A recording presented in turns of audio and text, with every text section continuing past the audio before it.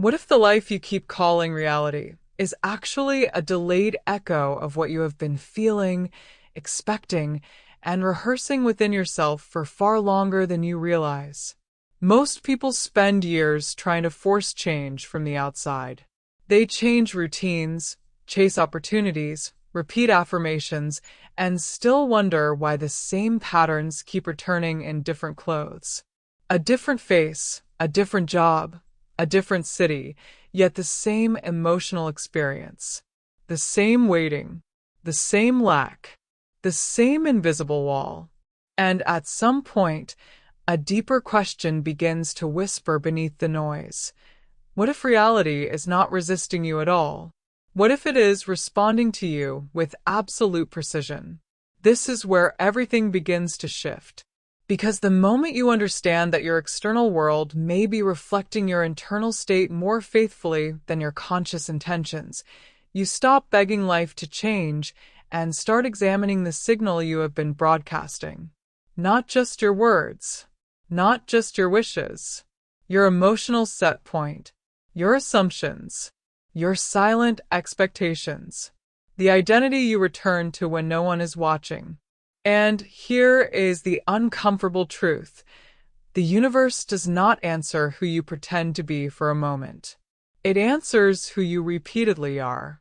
So before we speak about manifestation, attraction, or co-creation, we must enter the deeper chamber, the hidden architecture beneath results, the place where energy becomes expectation, expectation becomes perception, and perception begins shaping the very world you think you are merely observing. If reality is responding to you, then what exactly is it responding to? Not your goals, not your vision board, not even your conscious desires. It is responding to your dominant signal, the emotional and neurological pattern you return to over and over again, especially when you're not trying to control anything. The state you fall back into when effort drops. The identity that feels familiar, even if it doesn't feel good.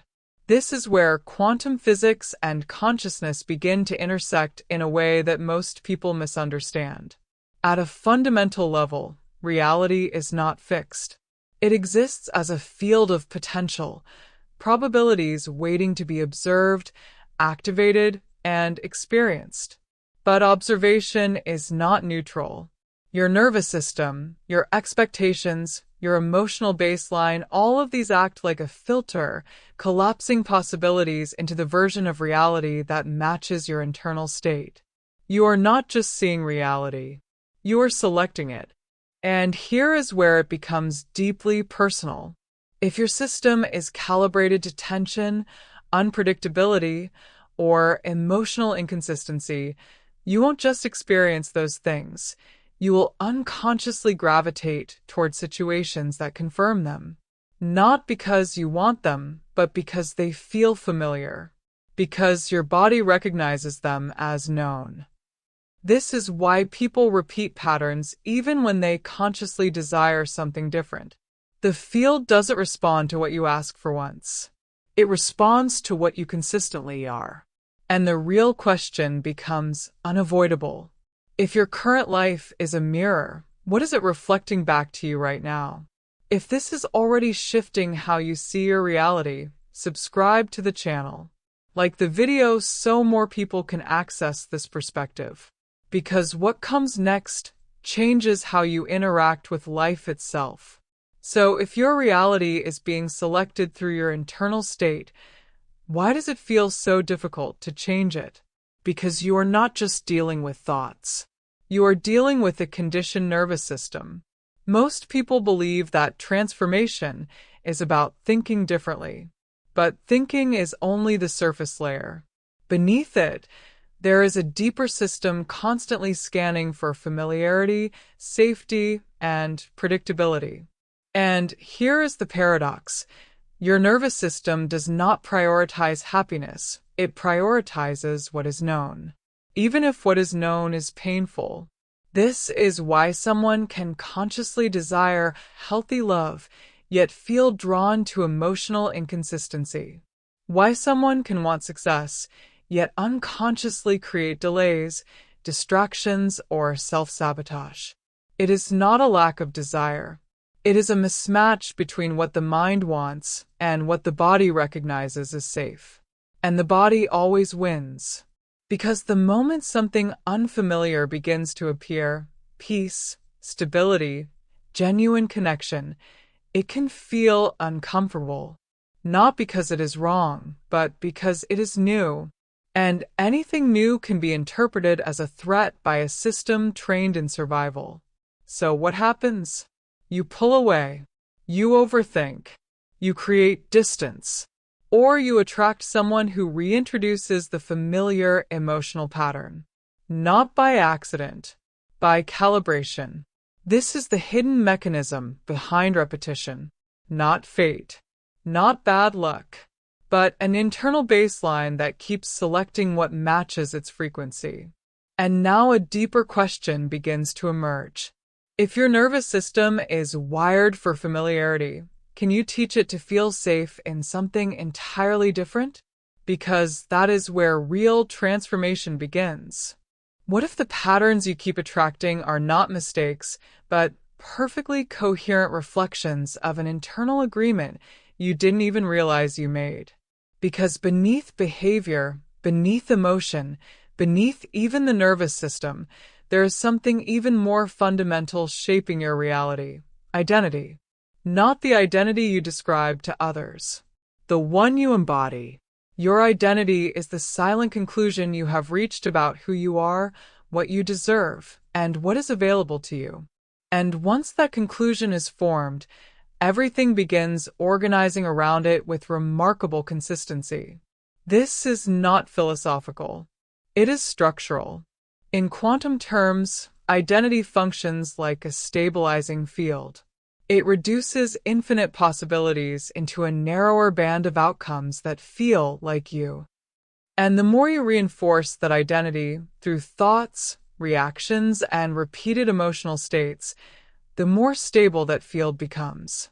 So if, at some level, you have identified with being the one who tolerates, adapts, waits, or fixes to reality, will continue to present situations where that identity can express itself. Not to punish you, to confirm you. This is why change feels so disruptive. Because true transformation is not about adding something new.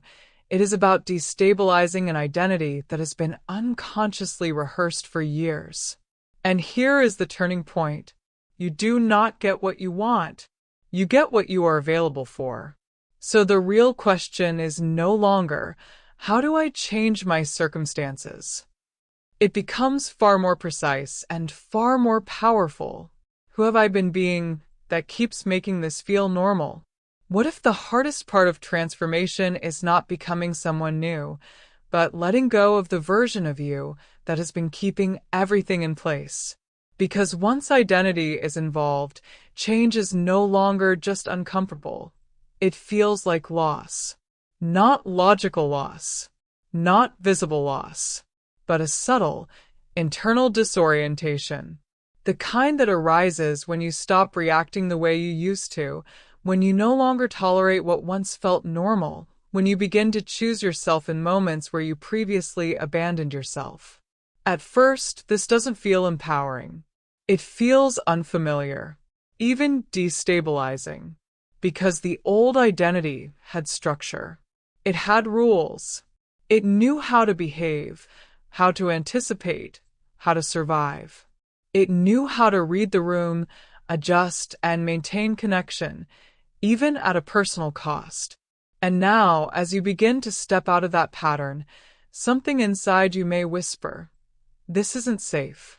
But here is the deeper truth. You are not losing yourself. You are losing the version of you that was built to cope. And there is a difference. From a co-creation perspective, this is where the field begins to reorganize. When your internal state shifts, even slightly, your perception changes. And as perception changes, so does what you notice, what you allow, and what you no longer energetically participate in. This is not force. It is alignment. And slowly, almost imperceptibly at first, reality begins to respond. Different conversations, different opportunities, different dynamics. Not because you chase them, but because you are no longer available for what once felt inevitable. And that raises a deeper question.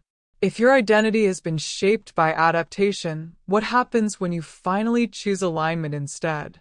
What if the reason certain people lose interest, pull away, or react when you begin to change is not because you are doing something wrong, but because you are no longer participating in the dynamic that once sustained the connection? This is where many people turn back. Because as you shift internally, becoming more grounded, less reactive, more self-defined, you also begin to disrupt the energetic agreements that were silently holding certain relationships together. Agreements built on overgiving, emotional management, or the need to maintain harmony at any cost. And when those agreements are no longer met, tension appears. From a co-creation perspective, this is not failure. It is feedback. Because every relationship operates within a shared field of expectations, reactions, and roles. And when one person changes their frequency, especially by becoming less available for dysfunction, the entire system must reorganize. Some connections will evolve. Others will dissolve. And this is where your nervous system may try to pull you back into the familiar.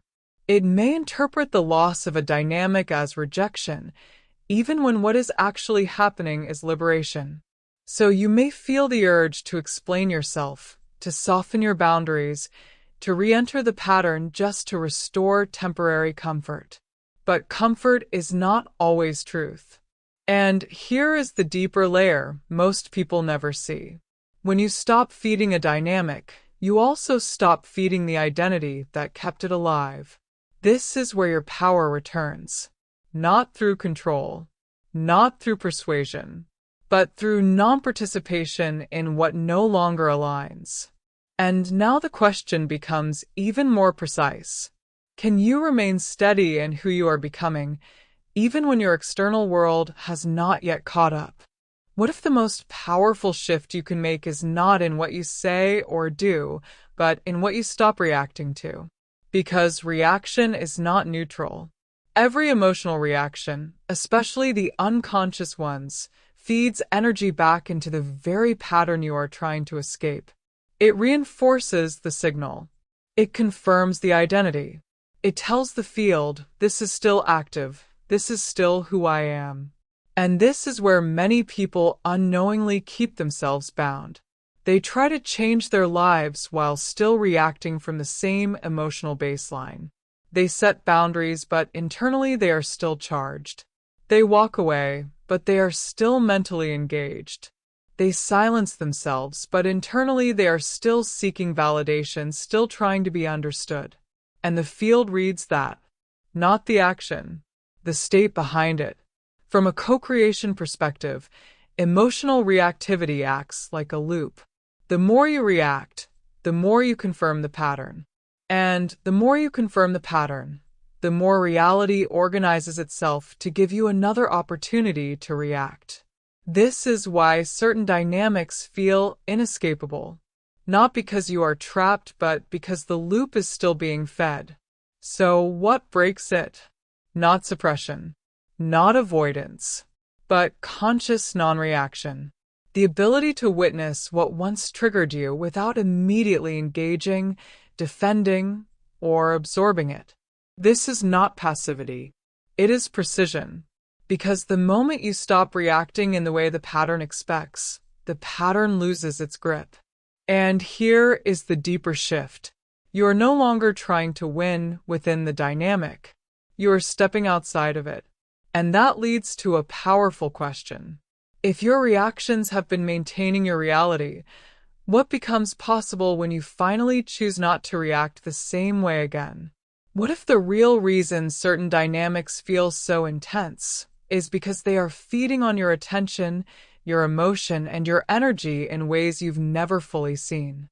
Because attention is not passive. Where your attention goes, your energy flows. And where your energy flows, patterns become reinforced, amplified, and sustained. This is not just psychological, it is energetic and structural. Your attention acts like a spotlight, illuminating and strengthening whatever it rests upon. And this is where the concept of emotional supply becomes crucial. In controlling or narcissistic dynamics, the other person is not only interacting with you, they are feeding on your reactions. Your confusion, your attempts to explain, your emotional engagement, all of it becomes fuel. Not necessarily in a conscious, calculated way, but as a learned pattern of regulation and control. So when you react intensely, you are not disrupting the dynamic.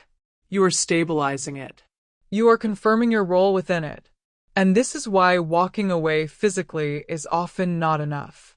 Because if your mind is still replaying the conversation, analyzing the behavior, trying to make sense of it, you are still connected to the field, still feeding it, still reinforcing it. The real shift begins when your attention withdraws. Not in avoidance, but in clarity. You begin to see the pattern for what it is, not personal, not unique, but predictable. A loop, a structure, a mechanism. And in that moment, something changes. You stop asking, why are they doing this? And start asking something far more powerful. Why have I been available for this energy, and what happens when I'm no longer? What if part of you has been unconsciously benefiting from the very pattern you say you want to break? This is where the conversation becomes deeper and more honest, because not all attachment is obvious. Some of it is hidden beneath identity, meaning, and subtle emotional rewards. And until these hidden payoffs are seen, the pattern tends to repeat, not because you are weak, but because something within you is still being confirmed. For example, being the one who understands, who tolerates, who stays when others leave can create a sense of moral superiority, of being the good one. Or being the one who fixes, who gives, who holds space can reinforce a quiet identity of value and importance. Even being hurt can carry a hidden structure. It can validate beliefs like, I am the one who gets overlooked, or I am the one who loves more. And as long as that identity remains active, reality will continue to provide experiences that confirm it. Not to punish you, to remain coherent with who you believe yourself to be. From a co-creation perspective, this is one of the most delicate shifts. Recognizing that letting go of the pattern also means letting go of the identity it supported. And that can feel like losing a part of yourself. But here is the truth that changes everything. You are not here to prove your worth through suffering. You are not here to earn love through endurance. And you are not here to keep repeating a story just because it once made sense. So a new question begins to open. If you are no longer the one who tolerates, fixes, or waits, who would you be instead? What if the deepest shift is not in how others treat you, but in what your system finally recognizes as normal?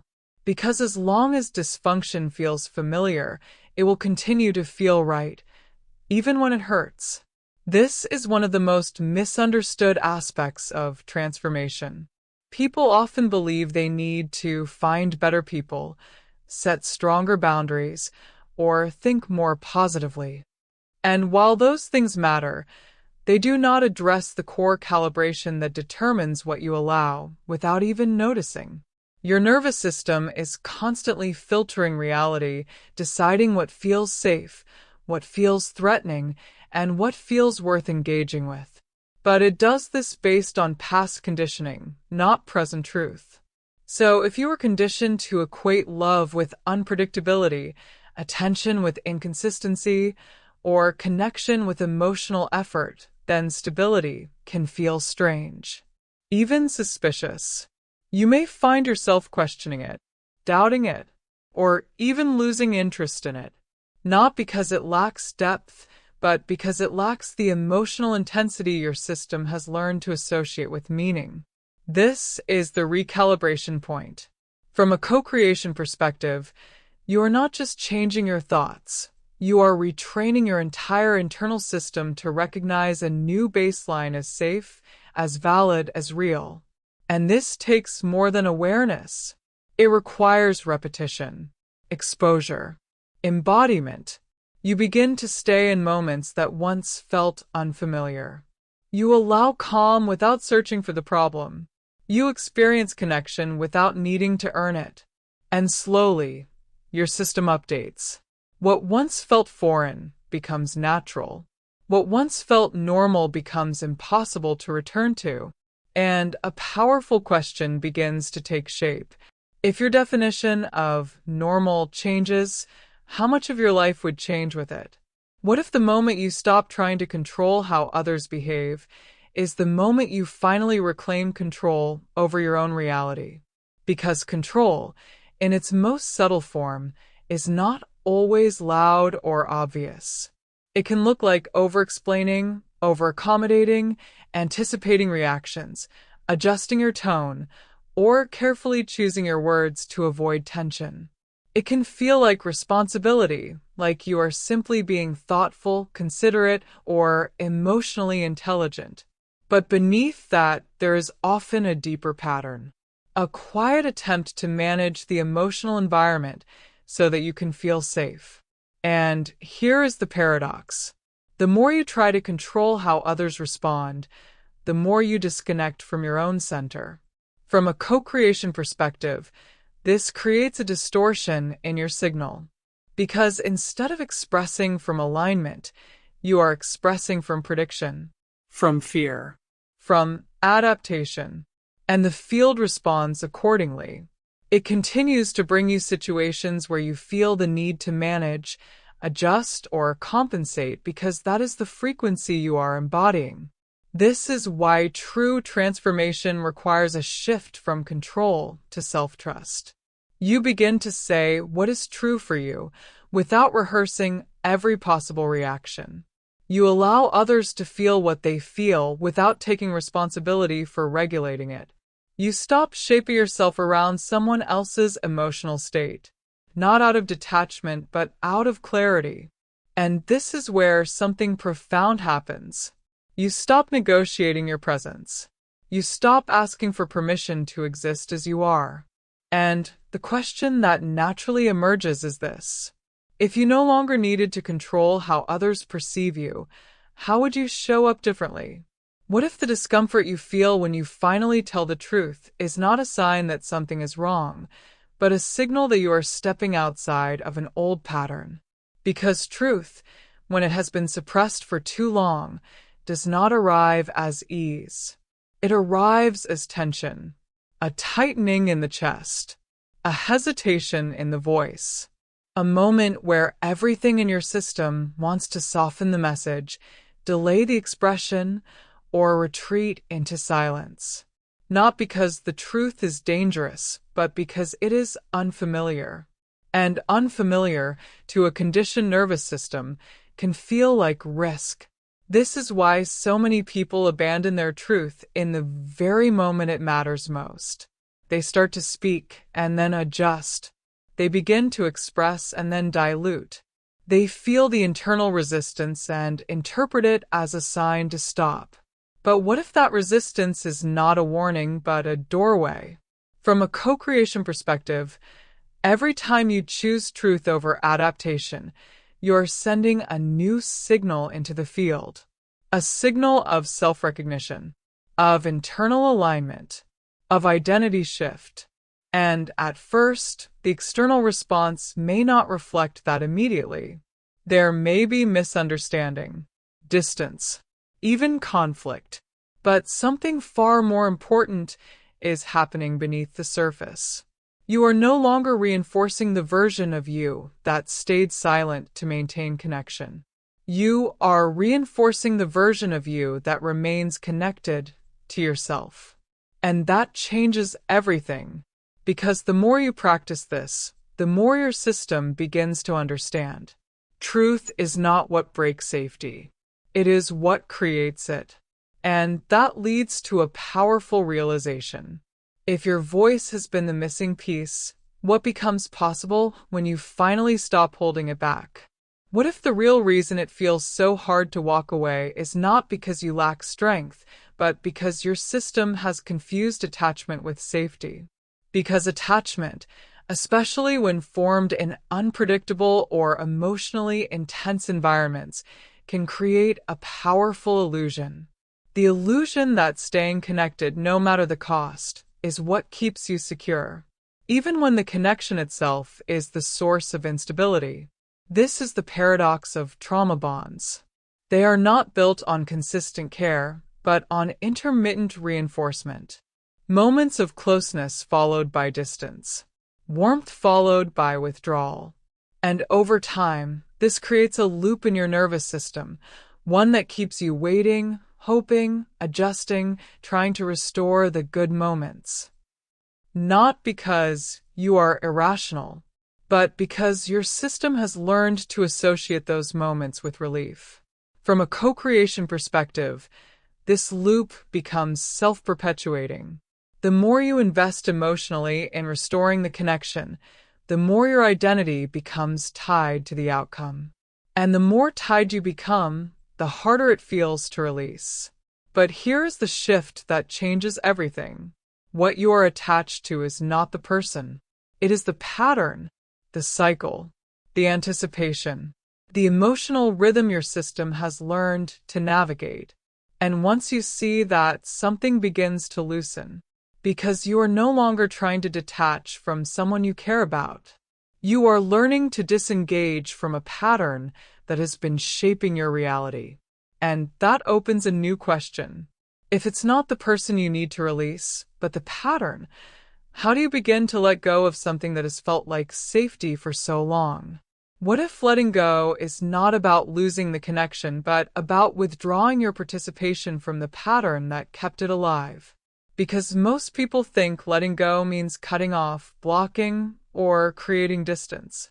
And while those actions can be necessary, they are not the core shift. The real shift is internal. It is the moment you stop investing energy into what no longer aligns. No longer replaying the conversation. No longer trying to understand every detail. No longer waiting for a message, a change, or a resolution that keeps you emotionally hooked. This is where the field begins to change.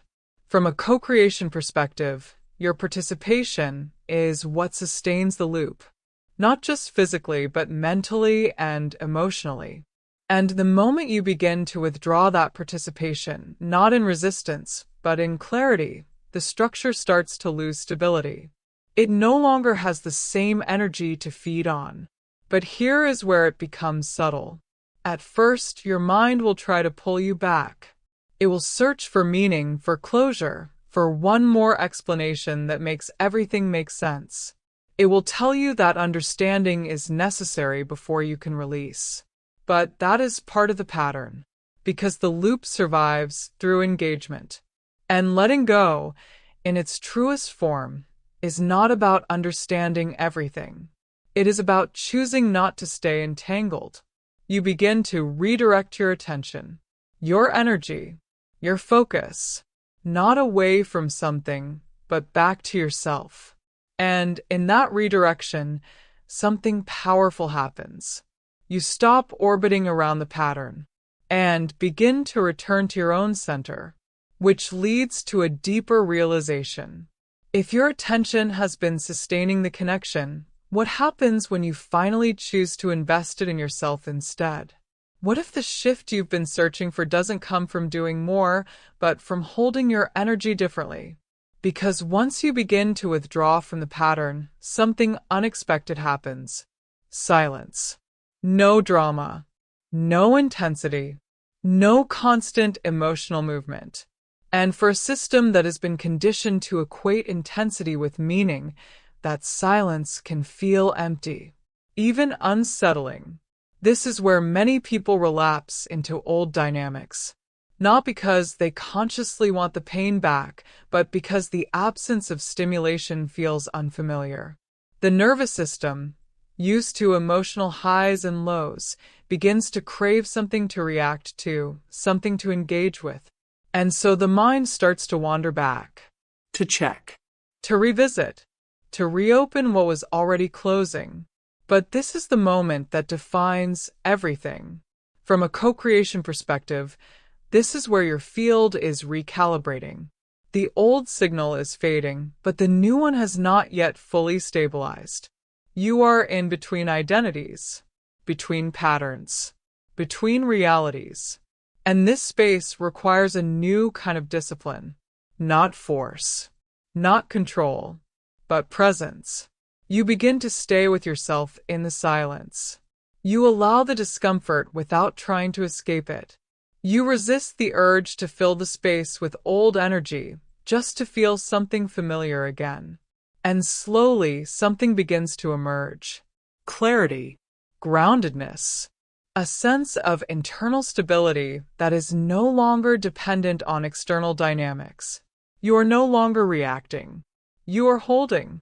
And that changes your entire relationship with reality. Because now the question is no longer, what is happening out there? It becomes, what am I available for from this new state? What if the moment you stop chasing clarity from others is the moment clarity begins to emerge from within you? Because one of the most subtle ways the pattern keeps you engaged is through the search for answers. The need to understand what happened, why it happened, what they meant, what they felt, what it all means. And on the surface, this looks reasonable. But beneath it, there is often a deeper mechanism at play. A dependency on external interpretation to create internal certainty. From a co-creation perspective, this keeps your center of gravity outside of you. Your state becomes influenced by what is said, what is unsaid, what is explained, and what is left ambiguous. And as long as your clarity depends on someone else's response, your energy remains entangled in the dynamic, still connected, still waiting, still seeking. But here is the shift. Clarity is not something you receive. It is something you decide. It is the moment you no longer require every detail to align before you allow yourself to move forward. The moment you recognize that the absence of clarity is, in itself, information, and that information is often enough. You begin to trust your perception, your experience, your internal signals, not perfectly, not instantly, but consistently. And as you do, something stabilizes. You are no longer searching for closure.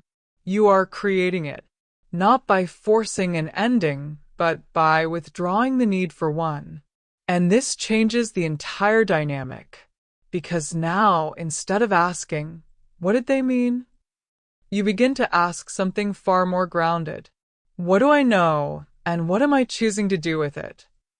What if the breakthrough you've been waiting for doesn't come from understanding the past, but from changing your relationship with the present moment? Because while your mind keeps trying to analyze what happened, your body is still reacting to what is. And most people overlook this. They try to resolve patterns through insight, through logic, through explanation. But the pattern itself is not stored as a story. It is stored as a state, a physiological response, a contraction, a familiar activation that repeats automatically. So even when you understand the pattern, your body may still be living inside it. This is why awareness alone doesn't always create change. From a co-creation perspective, the present moment is not just where life happens. It is where your signal is being broadcast. Every sensation you allow, every emotion you resist, every thought you attach to, all of it is shaping the frequency you are holding right now. And this is where your power becomes immediate. You begin to notice the activation as it arises. The urge to react, the pull to overthink, the familiar contraction in your chest or stomach. And instead of following it, you pause. You breathe. You observe. You allow the sensation without building a story around it. This is not suppression. It is regulation. Because the moment you stay present with what is arising, without escaping into the past or projecting into the future, you interrupt the automatic loop. You create space. And in that space, something new becomes possible. Not because you forced it, but because you no longer repeated what was automatic. And that leads to a powerful question. If your future is being shaped in the present, how are you choosing to show up in this moment right now? What if forgiveness is not about excusing what happened, but about releasing the energetic bond that keeps you tied to it? Because many people resist forgiveness for a very understandable reason. It feels like letting the other person off the hook. It feels like minimizing the impact, dismissing the pain, or pretending that what happened was acceptable. And so the mind holds on, replaying, analyzing, revisiting, not just to understand, but to maintain a sense of justice, of control, of emotional integrity. But beneath that, something else is happening. The attachment remains active. From a co-creation perspective, holding on to resentment, anger, or unresolved emotional charge keeps your system anchored to the original event. Not just mentally, but energetically. It continues to shape your perception, your reactions, and the kind of experiences you remain available for. You are no longer in the moment. You are in a loop. And forgiveness, in its truest form, is not about them. It is about you. It is the conscious decision to stop carrying the emotional weight of something that has already happened, to release the need for it to be different, to stop using your energy to keep the past alive in the present. This does not mean forgetting. It means freeing. Because the moment you release the charge, the pattern begins to dissolve. Not because the past changed, but because you are no longer responding to it as if it is still happening. And that opens a powerful doorway. If you no longer needed to carry what happened, how much of your energy would become available for something entirely new? What if the moment you truly forgive is the moment you stop identifying yourself through what happened to you? Because as long as your story is anchored in the past, what they did, how it affected you, what it cost you, your identity remains subtly shaped by that experience. Not consciously, but structurally. You begin to see through that lens. You interpret new situations through that lens. You anticipate outcomes based on that lens. And without realizing it, you continue to recreate emotional states that match the original wound. From a co-creation perspective, identity is not just who you think you are. It is the filter through which reality is interpreted. So when your identity is still connected to pain, to betrayal, to abandonment, even if you consciously want something different, your system will keep selecting experiences that confirm what feels familiar. Not because you deserve it, but because it feels true. This is where forgiveness becomes transformational. Because when you release the emotional charge of the past, you also begin to loosen the identity that was built around it. You are no longer the one who was hurt. You are no longer the one who always ends up in this situation.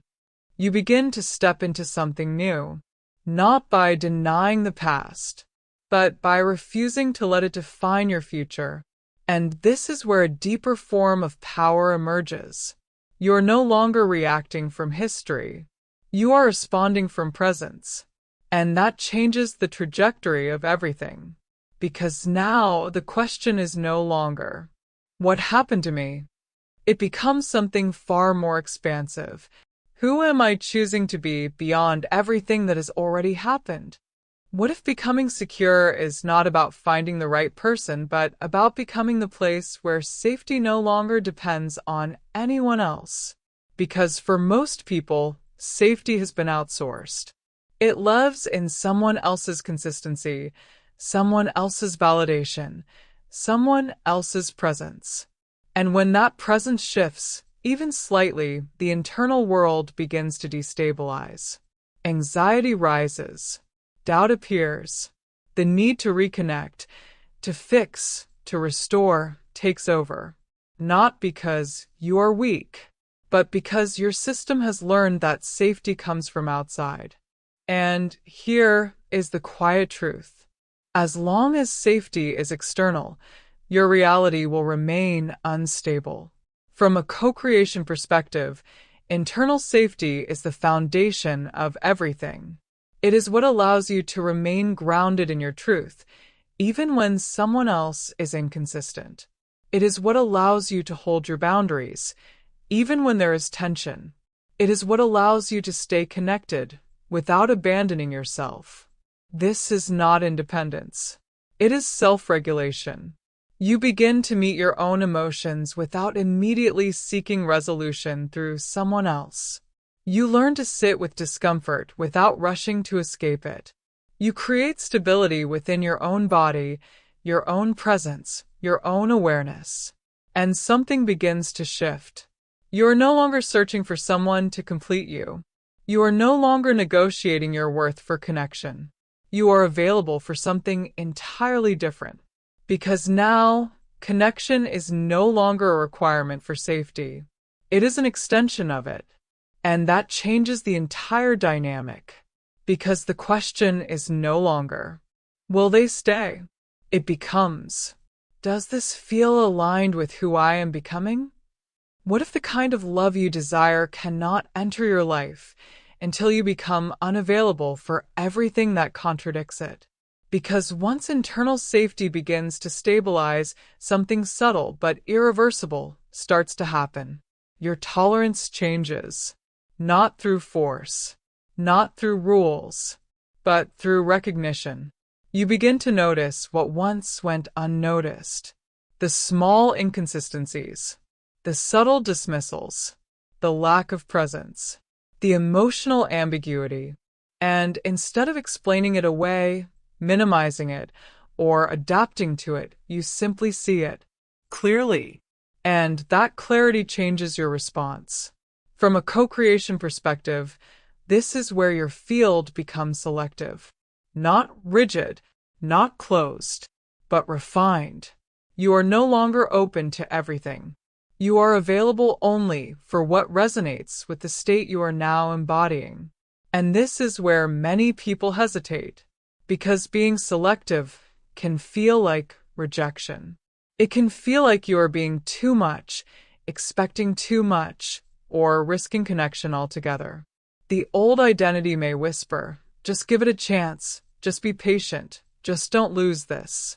But that voice belongs to a version of you that no longer leads. Because now, you are not choosing based on fear of loss. You are choosing based on alignment. And this is where your power becomes visible. You no longer need to test, fix, or wait to see if something will change. You recognize early. You decide clearly. You move accordingly, not from reaction but from self-trust. And that opens a new level of creation. Because now the question becomes, if you are no longer available for what diminishes you, what kind of reality are you now inviting in? What if the final layer of this transformation is not about attracting something new, but about becoming fully congruent with what you say you want? Because many people reach a point where they understand the pattern, they feel more grounded, they set boundaries, they become more selective, and yet something still feels slightly out of alignment. Not externally, internally. A subtle gap between what they desire and how they actually live, speak, and respond in everyday moments. This is where congruence becomes everything. From a co-creation perspective, the field does not respond to isolated actions. It responds to coherence, to the alignment between your thoughts, your emotions, your communication, and your behavior. This is the integration of the 4 pillars: what you believe, what you feel, what you express, and what you do. When these are aligned, your signal becomes clear. and clarity creates precision. So if you say you value honesty, but still soften your truth to avoid discomfort, there is distortion. If you say you want stability, but still engage with inconsistency, there is contradiction. If you say you deserve respect, but tolerate subtle disrespect, there is misalignment. Not as judgment, but as information. Because every small inconsistency keeps the old pattern partially active. And this is where mastery begins. You start to notice the micro moments, the subtle choices, the internal negotiations, and instead of overlooking them, you adjust. Gently, consistently, precisely, until your internal state and your external expression begin to match. And when that happens, something powerful occurs. You no longer need to chase alignment. You become it. And now the question deepens. If your entire system became coherent, what would reality have no choice but to reflect back to you? What if the delay you've been experiencing is not a sign that nothing is happening, but evidence that your reality is reorganizing to match who you are becoming? Because one of the most challenging phases of transformation is this. You've shifted internally. You think differently. You feel differently. You respond differently. And yet, your external world has not fully caught up. Old patterns may still appear. Familiar dynamics may still show up. And in those moments, doubt can begin to whisper, is anything really changing? But this is where most people misinterpret the process. From a co-creation perspective, reality does not update instantly. It reflects your sustained state, not your momentary shifts. And there is often a gap, a space where your internal identity has changed, but your external environment is still recalibrating. This is not failure. It is integration. Because during this phase, you are being asked one essential question. Can you remain aligned, even when there is no immediate evidence? Can you hold your new standards, your new boundaries, your new sense of self, without reverting back just because the old reality briefly reappears? This is where your identity stabilizes. Because consistency, especially in the absence of external validation, is what solidifies the new signal you are broadcasting. And slowly, the reflection begins to shift. Not all at once, but unmistakably. Different responses, different people, different opportunities. Not because you forced it, but because you sustained it. And that leads to a powerful realization. If reality reflects who you consistently are, who are you choosing to be, even when no one is confirming it yet? What if the moment everything truly changes is the moment you no longer need it to?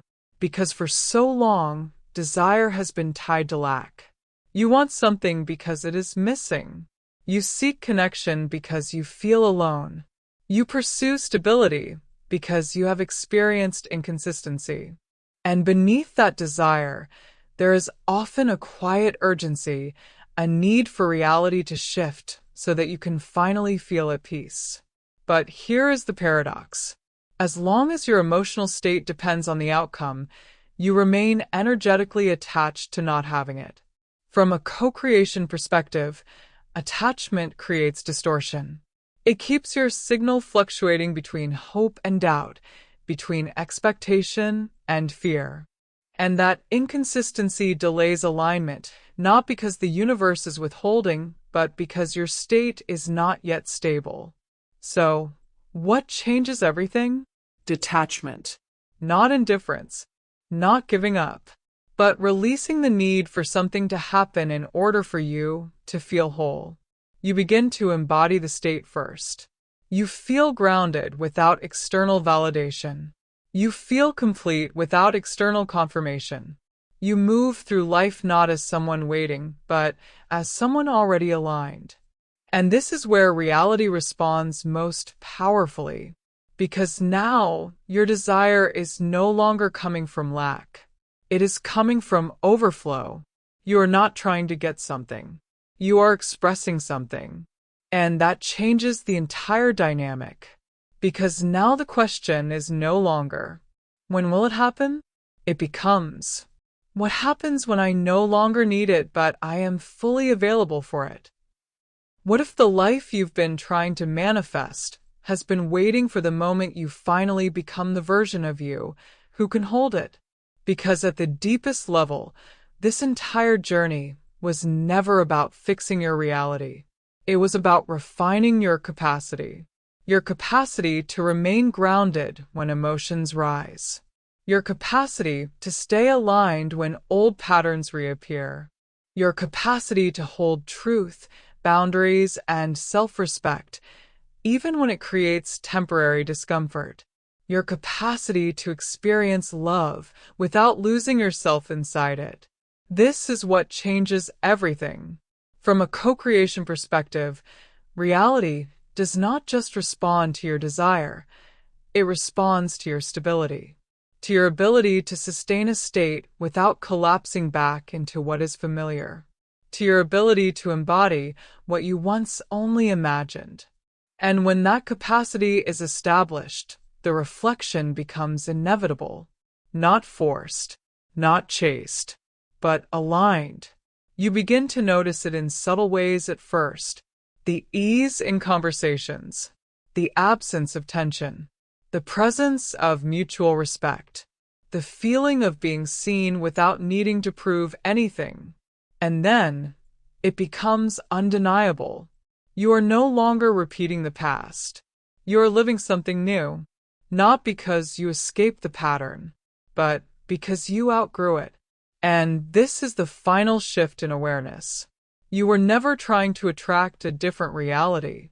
You were becoming someone who no longer resonates with the old one. So now, the question is no longer about what you want to create. It becomes something far more powerful. Who are you now that makes an entirely new reality possible? If this shifted something inside you, don't let it stop here. Subscribe, follow the channel, and like this video to deepen this transformation. Share it with someone who is ready to break the pattern and step into a new reality.